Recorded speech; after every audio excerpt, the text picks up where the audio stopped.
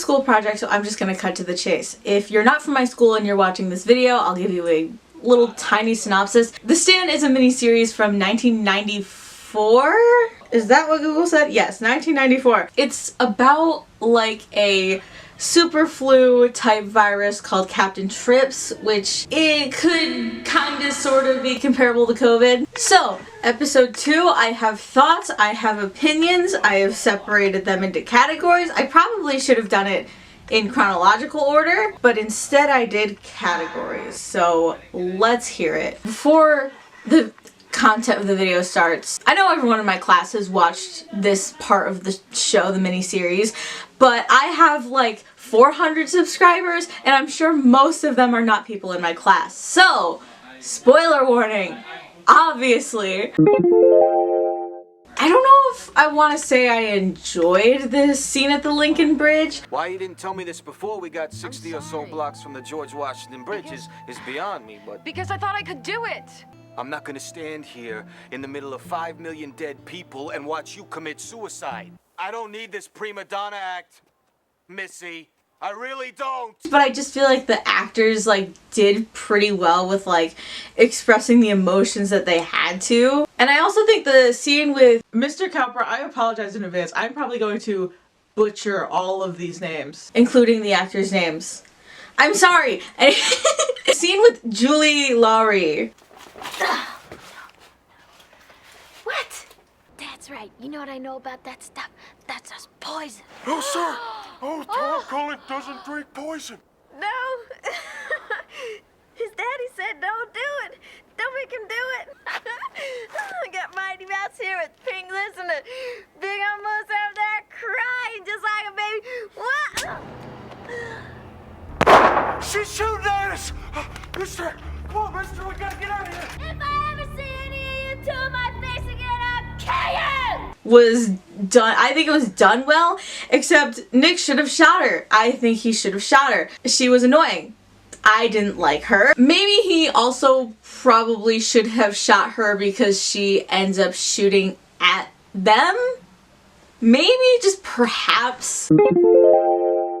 Why did Harold ask Fran to be her boyfriend? You know, maybe I could be... Harold, we're always gonna be friends. At that moment in time, that was bad. Her dad just died. In my notes, I just put that first scene with Nadine and Larry. Is anybody there? Over here! Where?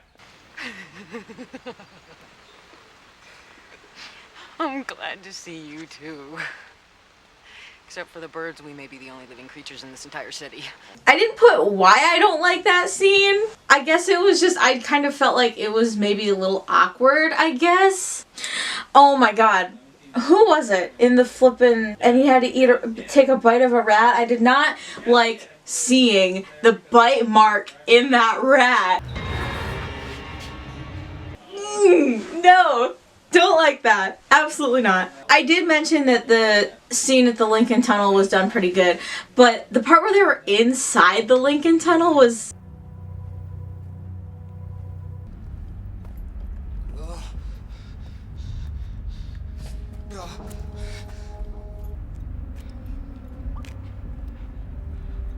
Don't look at them, stupid. Larry.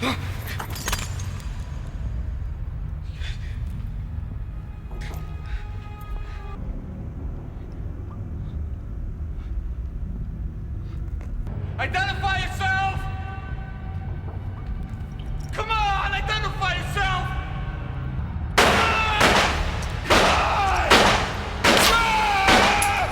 It made me feel uneasy. A common theme in this video that I'm probably gonna say a lot, I don't like seeing dead bodies. I don't think anyone likes seeing dead bodies. I know it's fake, I know it's makeup, but that doesn't mean I have to like seeing it. There was also a dream where people threw up blood.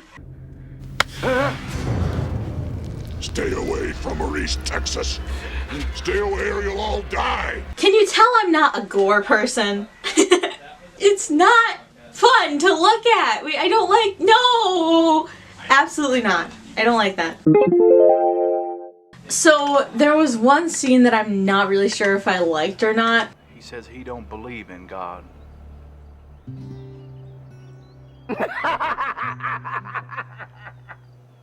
God bless Nick. But it don't matter. He believes in you.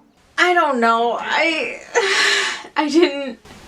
I don't know. I don't know if I liked it or not. This is coming from someone who isn't very religious. I'm not a very religious person. I just kind of believe any sort of religion is, you know, I respect everyone, but I don't have any real beliefs of my own. So it's like, I don't know. If I told someone I don't believe in God and they laughed at me, like, I feel a little bad. I feel a little bad about it. Characters I liked, I mean, I like the dog. Kojak, say hello to Stu Redmond. It's a miserable dog. Well, don't be too hard on him. Hey.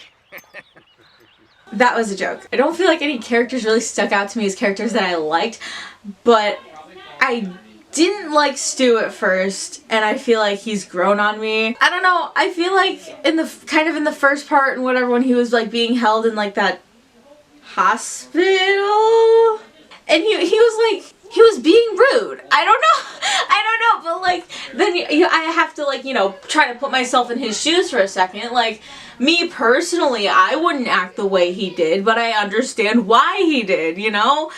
If I remember correctly, like, he didn't have the virus, he was just being held there, and he was just kind of like, what the heck? But also I have a really bad memory, so I can't tell you if that's completely true or not. I'm pretty sure it is, though. He as a character has grown on me. I don't like Harold. He gives me bad vibes. I don't like him. Maybe if he wasn't a simp. Like I mentioned before, I don't like Julie. She was annoying. She was so annoying. I don't want to say her character was unnecessary, but in my mind it was unnecessary. I wrote down that I don't get good vibes from Ralph Brettner, but I'm gonna be honest, I don't remember who he was. We literally I'm recording this after school on Friday, and we watched The Stand. We finished it in school today. How am I not remembering what happened, who these characters are? Is this gonna get me a bad grade? I probably shouldn't be admitting these things.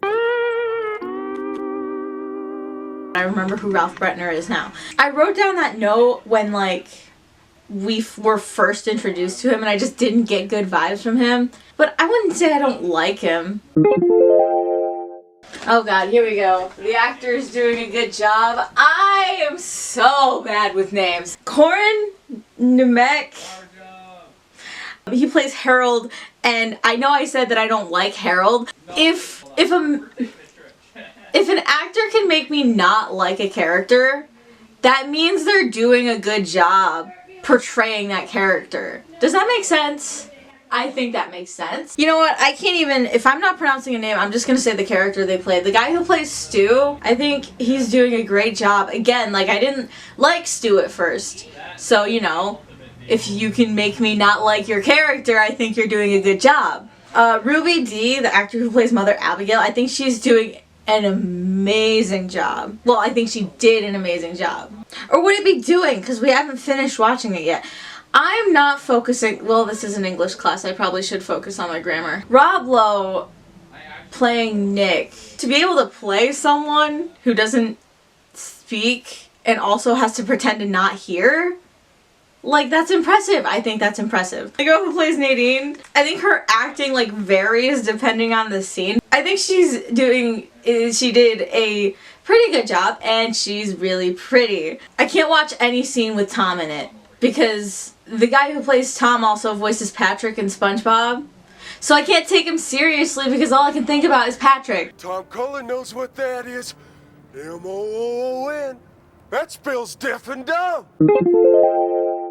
There was an explosion effect, like a green screen effect kind of thing, when the trash guy blew up whatever he was blowing up. And I feel like it looked good from afar, but when it went into like a close-up, it looked like you could definitely, like, obviously it was green screened, it was an explosion, they're not gonna actually explode a thing. But you know what I mean, like, you could tell it was edited. With modern editing and stuff, like, you can make things look like they're realistic, right? So it's like, it looked like it was a green screened explosion. It looked like this. I've noticed some of the coloring in this miniseries is, like, pretty cool. I'll put some clips on the screen.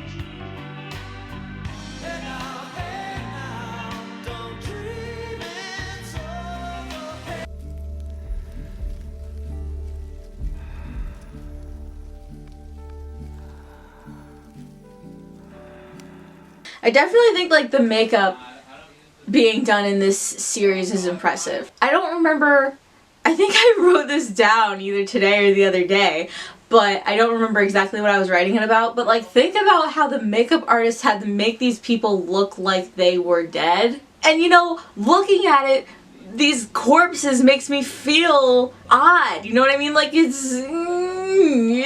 makes me cringe, right? So it's like the makeup being done to make these people look like corpses is good. So there was a scene in Los Angeles and there were like the lights and the vibes. I liked that. But then they immediately showed a dead body and it ruined everything for me. My first question is my biggest critique on The Stand about the miniseries, about the modern miniseries, about the book. Why did they include so many characters and so many different point of views? I'm stupid. I can't keep up with it. It's like, it's more confusing than one of those fan fictions that has like 5 different point of views. You know, it's like, it's hard to follow. Why did they do that? I guess I can answer my own question. I feel like it wouldn't be as interesting if they only had a few different points of view, but at the same time, like, it's confusing! This crow keeps showing up, and I think there's a crow on the cover of the book. I need to know what the crow's significance is. What is the significance of this crow and why does it keep showing up? So I think this is a question I had answered myself in the document, but I'm gonna read it out anyway. Is this episode called The Dreams because these characters are having visions? Trash Man heard voices. Trash can man. What? Where are you? Mother Abigail saw a mullet man. I ain't scared of the likes of you.